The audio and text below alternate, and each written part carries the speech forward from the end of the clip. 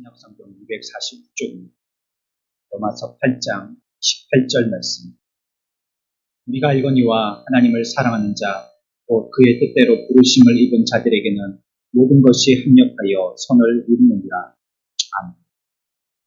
그리스도인들은 여러 고난과 환난 가운데 휩싸여 살고 있습니다. 이 시대에는 질병으로 인하여서 많이 고통과 두려움에 휩싸여 살고 있습니다. 우리는 로마서 8장의 말씀을 통하여서 그럼에도 불구하고 하나님의 백성은 그 가운데에 안심할 수 있다는 생각될 것입니다. 오늘의 28절 말씀에서는 하나님을 사랑하는 자, 또 그의 뜻대로 부르심을 입은 자들에게는 모든 것이 합력하여 선을 이루느니라 라고 말씀하고 있습니다. 이 말씀이 오늘 우리의 주제입니다. 모든 것들이 합력하여서 선을 이루기 때문에 하나님의 백성은 어떤 일을 당하든지 안심할 수 있는 거죠. 비록 그것이 내가 원치 아니하는 일이랄지, 내 삶의 가장 최악의 날과 일이라 할지라도 그럼에도 우리는 그 일들 가운데서 안심할 수 있는 것입니다. 왜냐하면 그 모든 것이 하나님의 뜻대로 부르심을 입은 자들에게는 합력하여서 선을 이루게 된다라고 우리에게 말씀하고 있기 때문에 이것은 하나님과 자기 백성들과 맺으신 언약입니다. 예레미야 32장 38절 말씀입니다. 같이 한번 보겠습니다. 시작.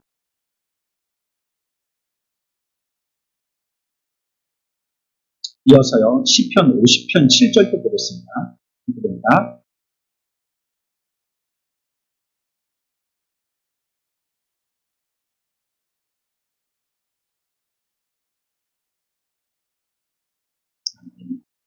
이 말씀에서 중요한 말씀이 나오는데요. 나는 그들의 하나님이 될 것이고, 또 시편에서는 나는 하나님 곧 내 하나님이로다 하는 말씀입니다. 우리가 잘 알고 있는 말씀이죠. 좀 당연하게 생각하고 있는 말씀입니다. 하나님은 우리의 하나님이 되신다는 말씀입니다. 나는 그의 백성이고 그분은 나의 하나님이시다. 그리스도인이라면 교회 나와서 예배드리는 사람이라면 너무나도 당연하게 자주 듣는 말입니다. 하지만 이렇기 때문에 너의 하나님이라는 말이 성경에서 가장 은혜로운 표현임을 우리는 느껴요. 어떤 말보다 하나님께서 나에게 허락하시고 우리와 맺으신 어떤 언약보다도 가장 은혜로운 말씀이 바로 너의 하나님이라는 거예요. 하나님이 저와 여러분들의 하나님이심을 믿으시기 바랍니다. 그렇기 때문에 그래서 하나님께서 우리에게 주신 어떤 어려움이라 할지라도 합력하여 선을 이루는 것입니다. 왜냐하면 하나님이 나의 하나님이십니다. 하나님이 나와 상관없다면, 내가 하나님과 상관없는 자라면, 그렇다면 하나님이 굳이 합력하실 필요도, 그 일들을 이루어서 결과를 나타낼 이유도 없는 것이에요. 하나님과 그 사람과는 전혀 관계가 없기 때문에 남남인데요.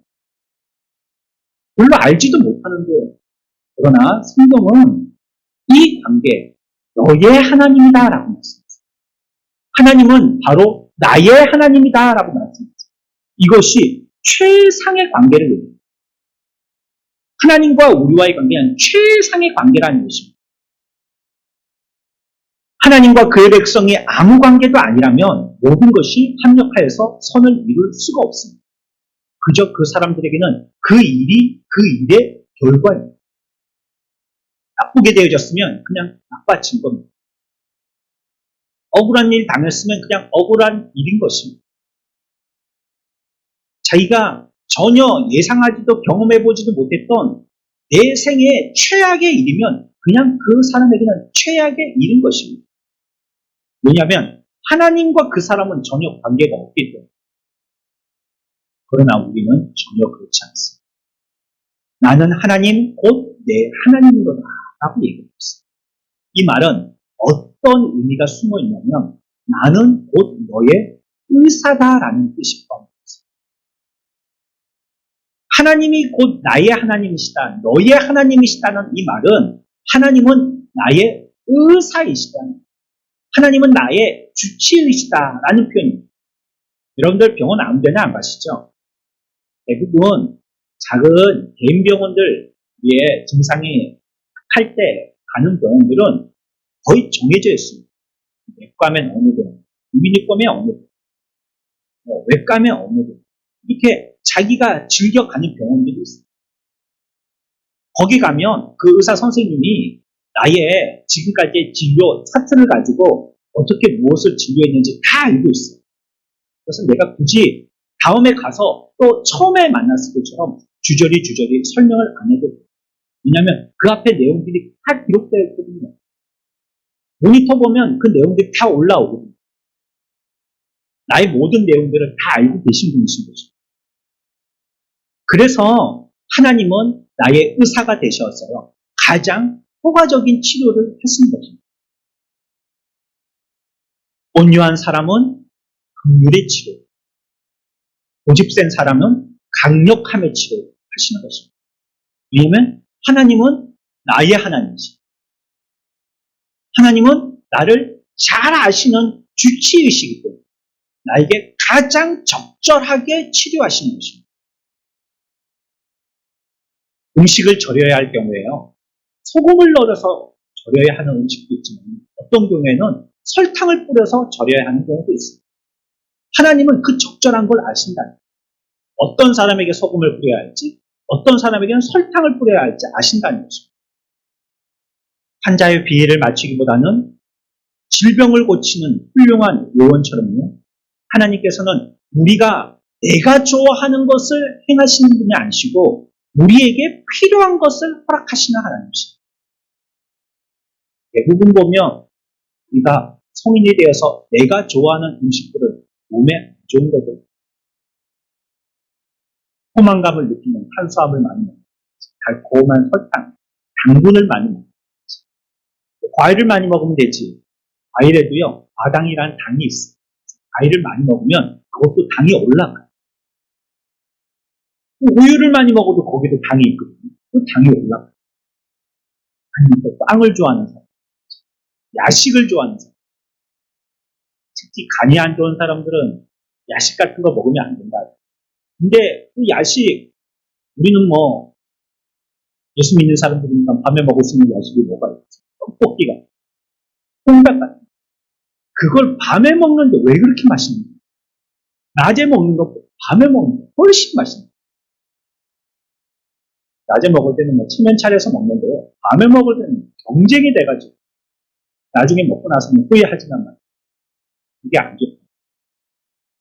하나님이 우리들에게는요, 입에 맛있다, 맛있다 이거, 신상이다, 이렇게 내가 좋아하고 맛있는 걸 주시기보다는 내게 가장 적절한 치료가 될 만한 것을 주신다.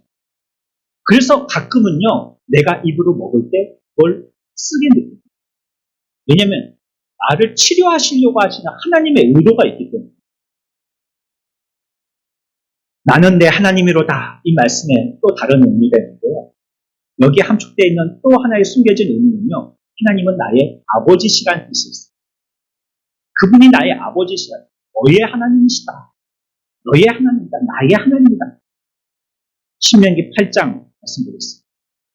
함께 보겠습니다. 시작.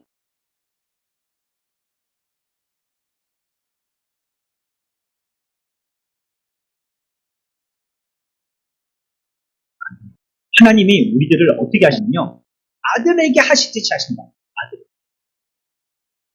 그러면 하나님과의 우리와의 관계는 부자 관계가 됐다는 것입니다.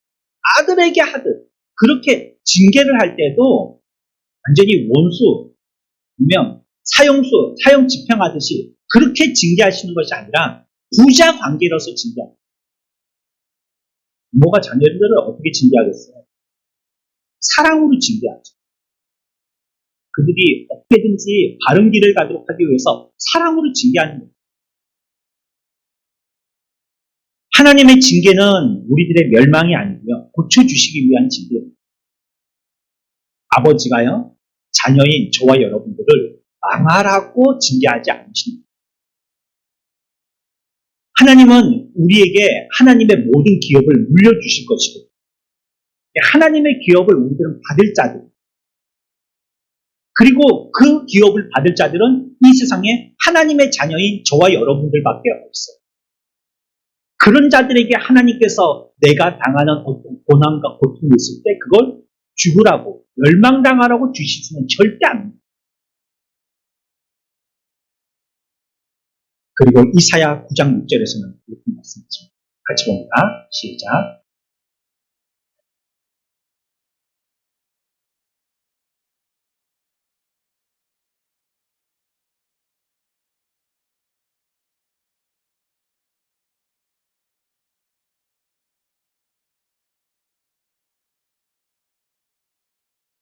아멘. 하나님은 우리의 아버지시라고 했잖아요. 근데 아버지는 아버지인데 어떤 아버지고요? 어떤 아버지시라고요? 어떤 아버지세요? 아버지 앞에 무슨 말이 붙어 있어요? 영존하시는 아버지라고. 어릴 때 우리가 꼬마일 때 말이에요. 꼬마 딱지일 때 아버지가 나를 도와주시죠. 아빠만 있으면 두려울 게 없잖아요. 그렇죠? 엄마한테 가갖고는 뭐 내가 슬펐던 거, 누구한테 막 이렇게 막 싸우다가 맞은 거, 이런 거 하소연하고 가서 안기고 운다면 아빠하고 가면 든든해요. 누가 나를 때렸어요. 아빠 데리고 가잖아요. 물론 엄마 같은 아빠가 있지만 엄마를 데리고 가기도 하지만 아빠를 데리고 가면 아빠가 든든하게 나를 보디가드 해준다. 야 우리 아이 이렇게 그러면 그 아이가 막 든든한 거예요. 어떤 자기 눈에 보기에는 어떤 강한 사람이라도 우리 아빠는 슈퍼맨처럼 모든 사람을 다 이길 것 같아요. 그런데 그 아빠가요 죽었어요. 그러면 그 아이가 아빠에게 도움을 청할 수 있나요? 못하죠. 왜? 아빠는 슈퍼맨처럼 강했지만 그거는 살아 계셨을 때요. 근데 아빠가 돌아가셨어요. 그러니까 도움을 구하지. 그러니 아버지는 아버지지만 이 아버지는 어떤 아버지여야 되냐면 계속 살아 계시는 아버지여야죠. 그래야지 우리가 도움을 얻을 수 있어요. 계셨다가 돌아가신 아버지, 죽은 아버지 같으면 잠깐은 모르겠는데 영원히 우리는 돕지는 못하십니다. 그러나 이사야 9장 6절에서는 뭐라고요? 우리 아버지는 어떤 아버지시라고요? 영존하신 아버지. 무슨 말씀이에요? 영원히 계신 아버지. 아버지는 아버지인데 영원히 계신 아버지라. 그러니 그분이 우리의 아버지시고 그분이 나의 하나님이 되시니 우리에게 주시는 모든 일들은 합력하여서 선을 이루십니다. 어떤 일이 있다 할지 합력하여서 선을 이루십니다. 하나님께서는 선택하신 하나님의 백성들과 혼인관계를 맺으셨어요. 이사야 54장 5절 말씀 읽어봅니다.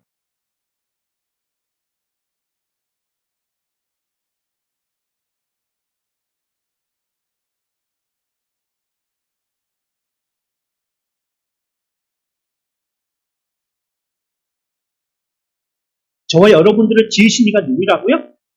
남편이시. 어떤 관계를 얘기하는 겁니까? 하나님과 우리와 부부 관계가 됐다는 거예요. 우리를 지으신 분이 우리의 남편이시다. 이렇게 말씀하고 있죠. 자기 백성을 손바닥에 새기며 인같이 마음에 품으시고 그들을 속량하기 위해서 왕국들을 내어주십니다. 어떤 사람이 둘이 결혼합니까? 사랑해야지 결혼합니다. 이 표현은 자기 백성들을 지극히 사랑하신다는 것입니다. 남편이 아내를 사랑하듯이. 그래서 남편은 사랑하는 아내가 상처받지 않도록 하기 위해서 보호해 주는 거죠. 하나님도 우리를 보호해 주시고 그의 불행을 나의 도움으로 행복으로 바꾸려고 하듯이 하나님도 우리를 행복으로 이끌어 주시는 남편이시다 라고 얘기하고 있는 거죠. 모든 것이 협력하여서 선을 이룬다는 이 진리가요. 하나님의 섭리를 우리에게 일깨워 주는 것입니다. 섭리하고 계신다는 걸 얘기하고 있습니다. 저절로 이루어지는 상황은 없어요. 어떻게 우연히 이루어지는 상황이라든지 한국 사람들이 잘 쓰는 표현대로 팔자 때문이라든지 운명이야 이런 건 없어요. 이 모든 것들은요 합력하여서 선을 이루시는 하나님의 섭리 가운데 있습니다. 하나님께서 이 모든 일들에 대해서 섭리하신 거예요. 그분이 만사를 다 주관하시는 어떤 것도 하나님의 계획에 그물을 벗어나고 빠져나가는 우리의 일상의 삶은 없어요. 그래서 시편 103편은 이렇게 얘기합니다. 같이 읽습니다.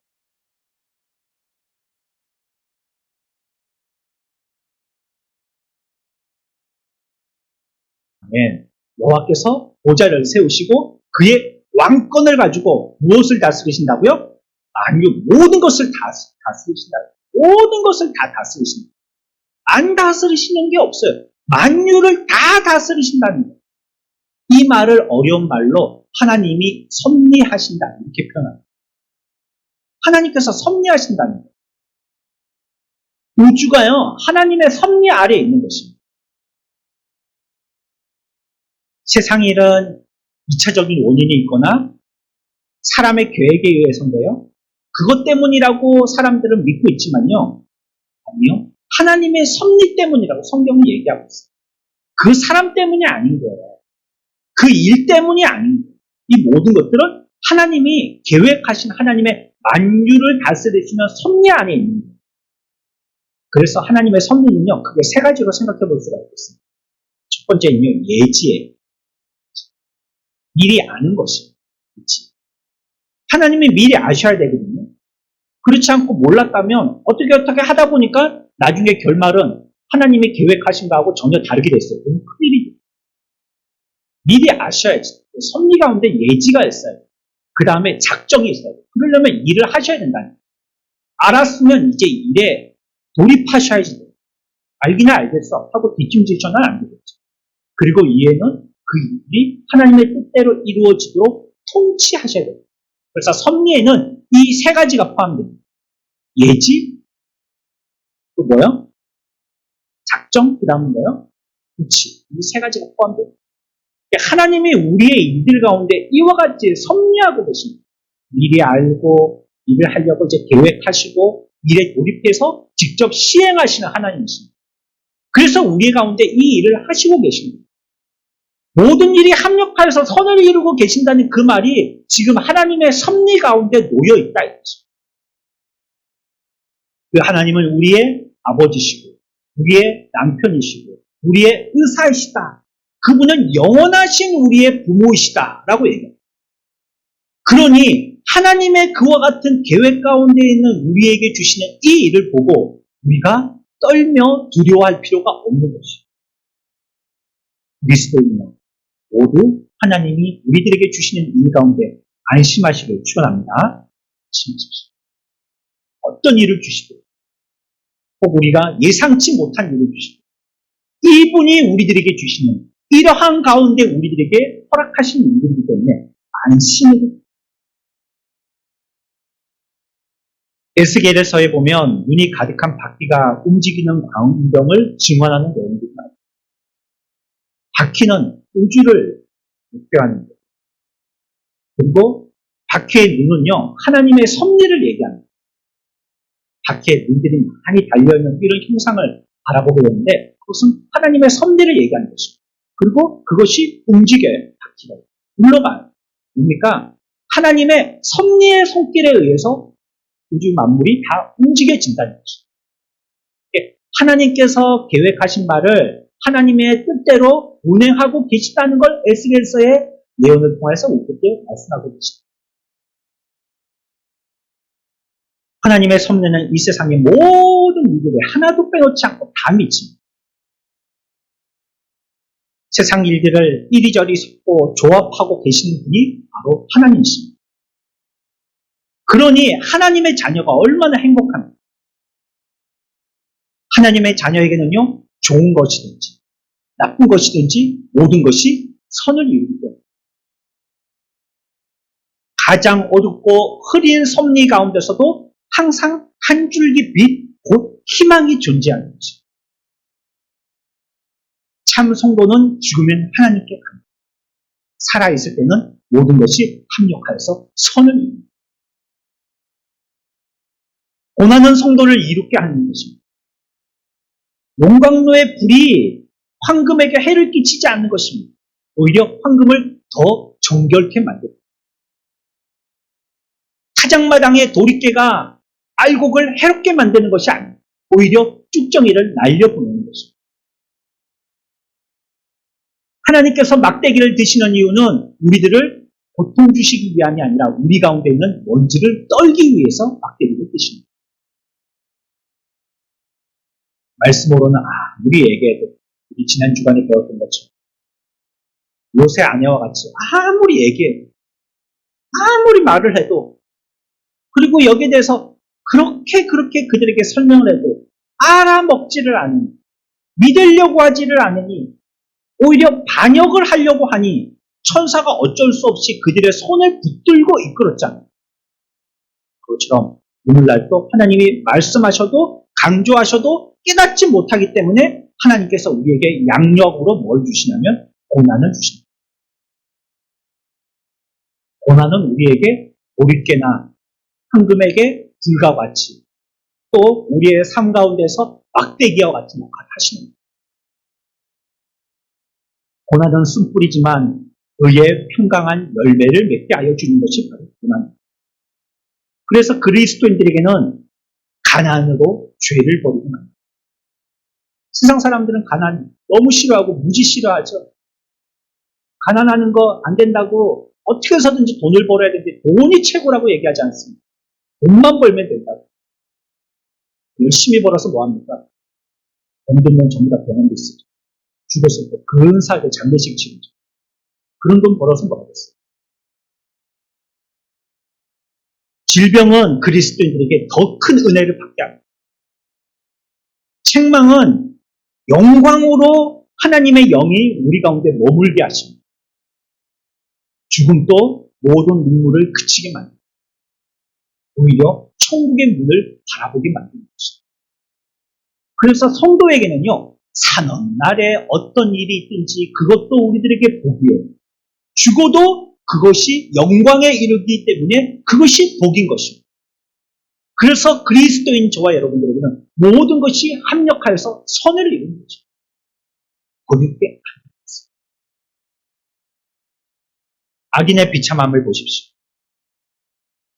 경건한 성도에게는 나쁜 일처럼 보이는 것도 선을 이루게 되지만 악인에게는요, 좋은 일도 전부 다 해가 됩니다. 완전히 반대입니다. 그에게는 부와 번영은요, 복이 아니라 덫입니다. 덫. 몸을 잡는 덫 있죠. 세상의 것은요, 악인에게 올무가 됩니다. 그들에게 차려진 식탁의 진수성찬은요, 오히려 사탄마귀가 그를 잡으려고 내거는 낚싯줄에 미끼의 바늘과 같은 것입니다. 번영하면 어떤 일들이 동반되죠? 교만하고 사치하게 됩니다. 사람은 번영하게 됩니다. 이스라엘도요, 복을 받게 되니까요, 살찌고 부하고 윤택해졌어요. 그랬더니 그 결과가 어떻게 됐느냐? 그렇게 번영해졌더니 결국은 결론이 하나님을 버렸더라. 번영해지니까 하나님을 버립니다. 우리나라에 7, 80년대 잘 살아보자고 어떻게 된지 먹고 사는 게 문제여서 가지고 우리의 인사가 식사하셨습니까가 우리의 인사가 될 정도의 그런 삶이었었어요. 어떻게 된지 잘 살아보자 애쓰고 노력했어요. 그때는 많은 사람들이 하나님 앞에 나와서 엎드려 기도하고 회개했습니다. 교회마다 들어갈 자리가 없어 메어 터졌습니다. 그래서 1부 예배를 만들고 2부 예배를 만들었어요. 오늘날처럼 오기 편한 시간에 오라고 그런 부의 시간을 만든 게 아니고요. 공간은 제한되어 있는데 인원이 너무 많으니까 어쩔 수가 없는 오전반, 오후반처럼요. 다음 시간에 오라는 한 시간에 다 못 들어가요. 그만큼 사람들이 많이 나와서 하나님께 얘기했어요. 그런데 이제 우리의 국민소득이 3만 불, 3만 5천 불 가까이 되니까 어떻게 됐느냐. 모든 교인들이 다 세상으로 물러갑니다. 썰물지. 기독교, 천주교, 불교 중에서 가장 숫자가 많이 빠져나가고 있는 종교가 기독교. 가장 매력 없는 종교가 기독교. 가장 욕 많이 먹고 있는 종교가 기독교. 여러 이유가 있겠지만 시대 상황을 본다면요. 번영 부가 너무 축적되고 너무 부자가 돼서 이제 굳이 하나님께 나가서 그렇게 막 속을 태워가면서 주십시오 막 하지 않아도 되는 거예요. 왜냐하면 내 통장에 잔고가 가득 차 있거든요. 굳이 하나님께 기도하지 않아도요. 그냥 그 돈 들고 가서 의사 만나면 되고 그냥 거래하면 되거든요. 그러니까 기도할 필요가 없는 거예요. 뭘 기도해 가서 하지. 이러고 하나님 앞에 나와서 기도하지 않는 거죠. 재물은 거미집처럼 무익한 것입니다. 재물은요, 독사처럼 해로운 것입니다. 재물을 좋아하지 마십시오. 하나님은 여러분들에게 그거 쓰라고 주신 것이지, 여러분들의 것이라고 주신 것이 아닙니다. 살아있는 동안에 잘 활용하라고 주신 것이에요. 악인에게 주어진 복은 하나님께로 가까이 이끄는 것이 아니라 더욱더 지옥 깊이 가라앉게 만드는 연장 역도입니다. 그래서 오히려 악인에게는 재물이 없는 것이 그들에게 있어서 더 악하게 삽니다. 만약에 그 사람이 그와 같이 돈이 많지 않더라면 그렇게 바쁠 일이 없겠고요.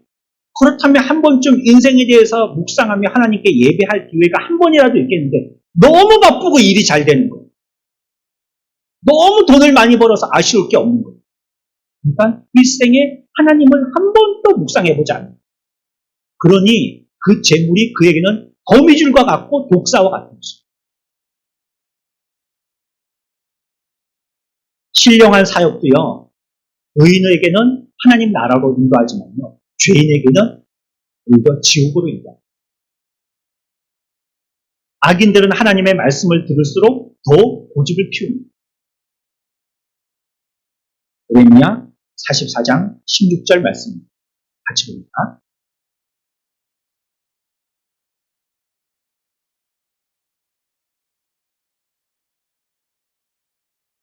악인들은요, 하나님의 말씀을 전할 때 어떻게 하지 아니한다고요? 듣지 않는다. 안 듣는다는 것입니다. 그 말이 아무리 여호와의 말씀이라 할지라도 그들은 고집스럽게 오히려 그 의가 하나님의 말씀이 그들의 귀를 닫게 한다. 안 들어요. 악인에게 전파된 말씀이요. 오히려 그들에게는 우리 의인들에게는 그리스도인들에게는 하나님의 백성들에게는 그것이 치유가 되어지지만요. 악인들은 오히려 더 강팍하게 하더라는 거예요. 나가서 복음을 전해보면 어떻습니까? 필요 없다라고 손사래를 치고요. 면박 주는 사람들이 많습니다. 쓸데없는 짓 하는.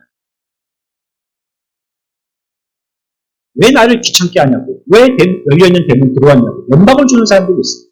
싫다는 거예요. 그 사람들은. 필요 없다고 얘기합니다. 기도도 악인에게는 해가 되는 줄 기억하셔야 됩니다. 악인의 제사는요. 여호와께서 미워하신다라고 얘기했어요. 여러분들 진짜가 살짝 드는 생각인데요. 악인을 비그리스도인이라고 생각하시면 안 됩니다. 예수 안 믿는 사람은 악인이다. 지금 이렇게 제가 얘기하는 게 아니에요. 악인이라고 얘기하고 있지 비그리스도인이라고 얘기하고 있는 게 아니에요. 악인은 큰 난관에 지금 처해 있는 것이에요. 그래서 그 사람은요, 기도하지 않아도 죄를 짓습니다. 그리고 기도해도 죄를 짓습니다. 악인은 그래요. 큰 중병이 들어가지고 오늘 내일 하는 환자에게는요, 맛있는 소고기가 오히려 독입니다. 그걸 먹여서 되는 게 아니에요. 그것처럼 악인의 상황도 바로 그런 것입니다. 그들의 상황이 세상적으로 좋아지고 나아졌다 하는 것이 오히려 그들에게는 독이 되는 것입니다. 그들의 기도는요, 아무 효력을 내지 못해요. 아무리 기도해도요, 응답이 없는 것이에요. 그가 행하는 의무도 불신앙과 위선으로 더럽혀져 있어요. 하나님은 그런 모든 모습들에 대해서 가증히 여기신다라고 얘기하고 있어요. 그러니까 기뻐하지 않는다라고 얘기하고 오히려 성전 문을 닫고 잠궈버리면 좋겠다라고 해요. 자기들이 악인들인지 모르고 선인들이고 의인들이고 선별되어진 거룩한 선민들인 줄 알고 있어서 하나님 앞에 그와 같은 악을 저지름에도 불구하고 회개할 줄 모릅니다. 교회 문을 닫고 잠궈버리면 좋겠다고 성경은 얘기하고 있어요. 그래서 악인들은요, 죄를 탐닉하면서도 성만찬에 참여합니다. 우리가 성례식을 거행하기 전에 한 주 전에 항상 광고를 하잖아요. 미리 마음과 몸으로 준비하고 오십시오. 죄 지으면 안 돼요. 잘 단속하고 와야 돼요. 그냥 얼렁뚱땅 오늘 뭐 하는지도 모르고 왔다가 뭐 그냥 잔 돌리고 뭐 쟁반 돌리니까 똥 먹고 잠 먹고 그런 것이 아니에요. 회개해야 하는 것이에요. 이렇게 하는 행위가요, 하나님 앞에 진노를 쌓는 것입니다. 악인들이 만약에 그 성만찬에 참여한다면요, 그것은 죽음을 먹는 것입니다. 자기의 죄를 먹고 자기의 죄를 마시는 것입니다. 그래서 회개하지 않은 자가 성만찬에 참여하는 것은 오히려 그에게 해가 돼요.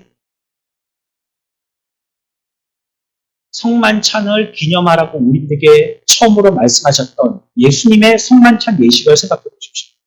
이때 예수님의 제자들이 함께 그 식탁에 참여했습니다. 그런데 자기의 죄를 회개하고 깨닫지 못한 악인이 한 명 있었습니다. 그 사람이 같이 그 예식에 참여해서 그 빵을 먹고 그 잔을 마셨습니다. 그런데 그 사람은 그걸 먹고 마셔서 결국 예수를 파는 죄인과 세상의 멸망자가 되고 말았습니다.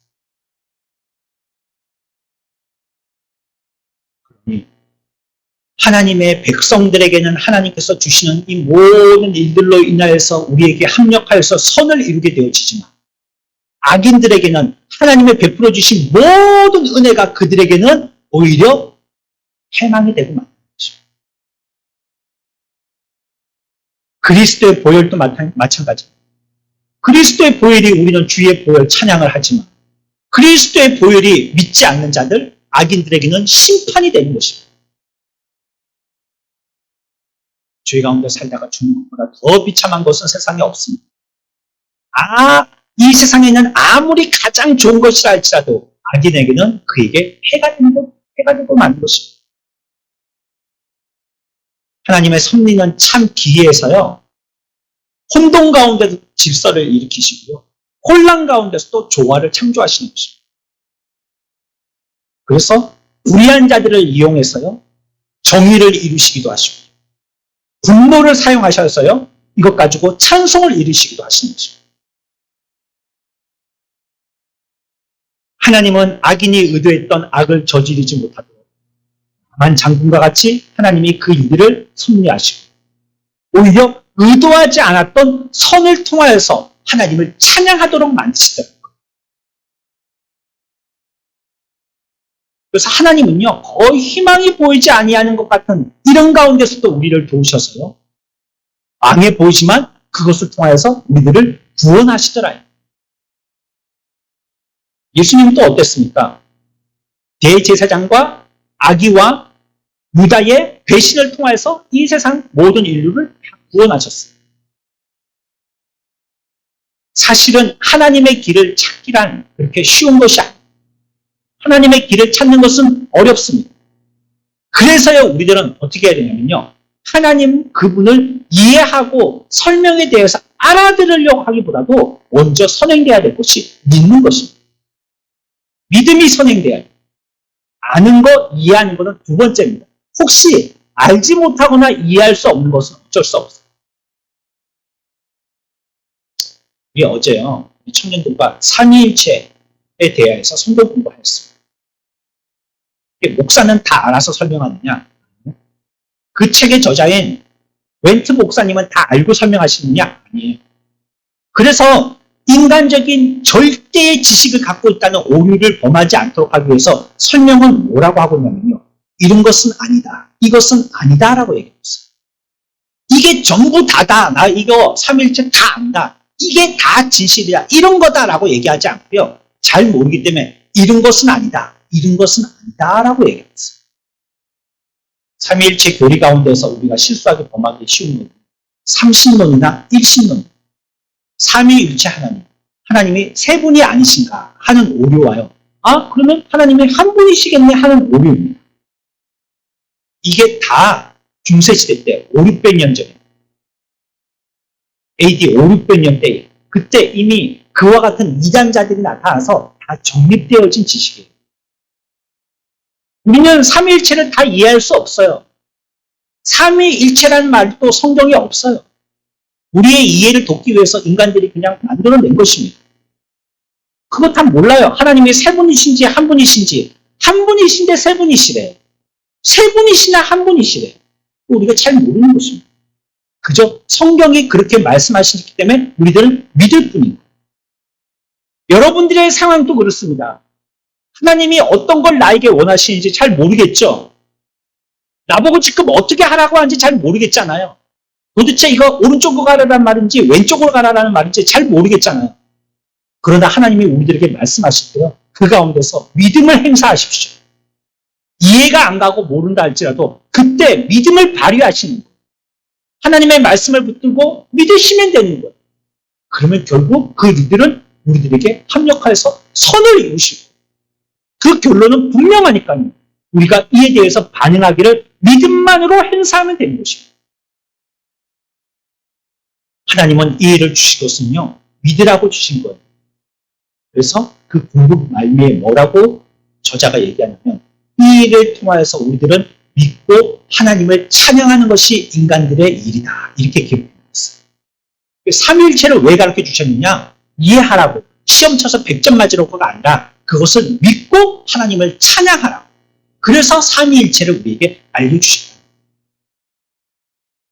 우리는 위급한 상황이 닥치면 시련할 때 놀라거나 불평하기도 합니다. 하지만 그럴 때가 있다 할지라도 그 가운데서요, 합력하여서 선을 이룰 것이기 때문에 불평하지 마십시오. 하나님의 백성에게 가장 큰 죄는 뭐냐면 불신앙과 조급함입니다. 믿지 않는 것과 마음이 조급한 것이. 내가 원하는 대로 하나님이 빨리 결론을 안 내주신다. 나는 이번 1차에 시험 합격해야 되는데 이번에 떨어지니까 조급함이 듭니다. 불신앙 때문에 희망을 포기하거나 조급함 때문에 근심 걱정에 사로잡히지 말아야 됩니다.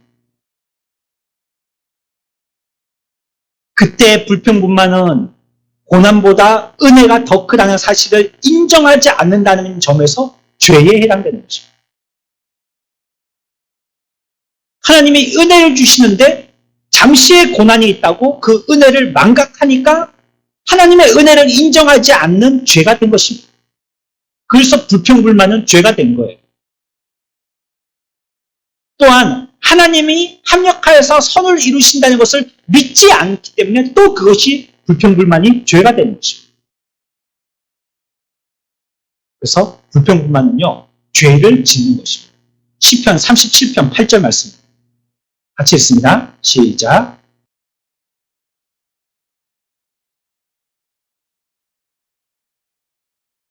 네, 뭘 하지 말라고요? 뭘 하지 말라고요? 불평하지 말라. 이거는 뭘 만드는 거예요? 악을 만드는 겁니다. 불평하지 마십시오. 혀 끝에서 나오려고 할 때 입을 딱 닫으십시오. 불평하는 사람은 죄 짓는 것입니다. 어떤 불평을 하든지. 요나가 죄를 지은 이유도요, 불평했기 때문에.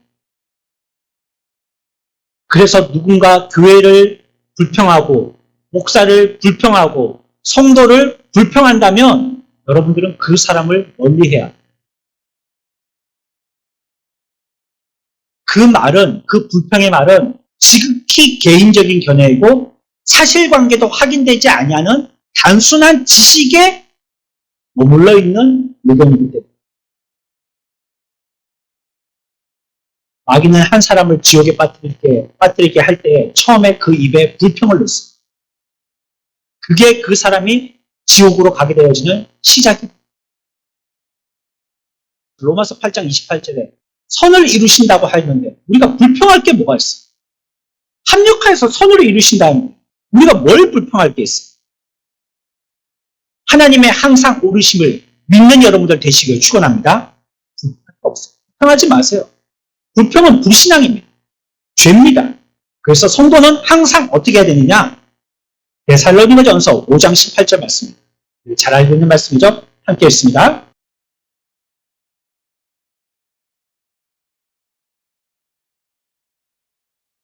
불평하는 것은 무엇을 만드는 거라고요?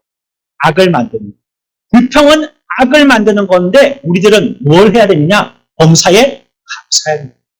왜? 로마서 8장에서 모든 것이 합력하여서 뭘 이루기 때문에? 선을 이루기 때문에. 그러니 우리에게 주신 내가 원치 않은 일이나 애매하게 당하는 고난이나 빨리 지나갔으면 싶은 이런 슬픔의 어려움이 있다 할지라도 이 가운데서도 뭐 하라고요? 감사하라.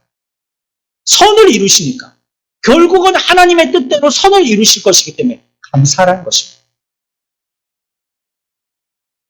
그래서 욥은요, 모든 것을 잃고도 하나님을 감사했어요. 범사에 감사하라. 욥기 1장 22절 같이 읽습니다.